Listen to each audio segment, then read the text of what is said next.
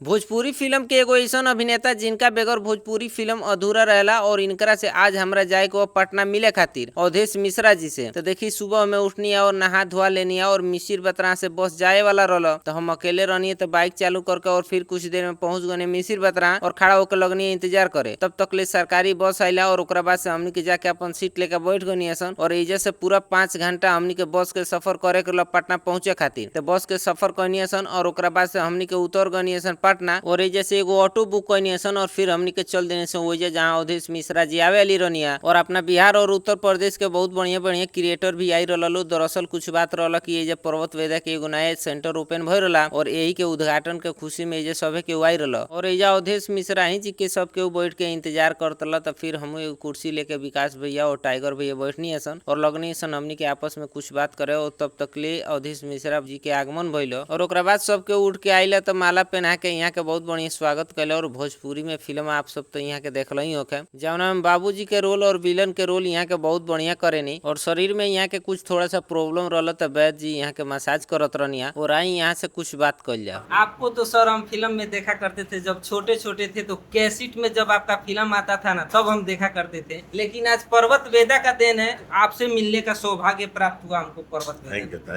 Thank you thanks पर्वत वेदा। और ये अपना परामर्श लेने के लिए आए हैं पटना में पर्वत आयुर्वेदिक सेंटर में। और यहाँ पे सर आके आपको कैसा लगा? बहुत अच्छा लगा, आनंद ही आनंद है। तो आपको यहाँ का परामर्श कैसा लगा? वैद्य जी गुणी है। देखिए आयुर्वेद में सबसे बड़ी विशेषता यही होनी चाहिए कि वैद्य गुणी हो, औषधि बहुत ही अच्छी जड़ी बूटियों से बनाई गई हो। तो यहाँ के वैद्य गुणी है, यहाँ के ऑनर बहुत गुणी है, बहुत ही रिसर्च करके उन्होंने दवाओं को बनवाया है, तभी वो निरंतर आगे बढ़ते चले जा रहे हैं। और हमारे भाई प्रकाश, अरे ये तो हमारे भैया है।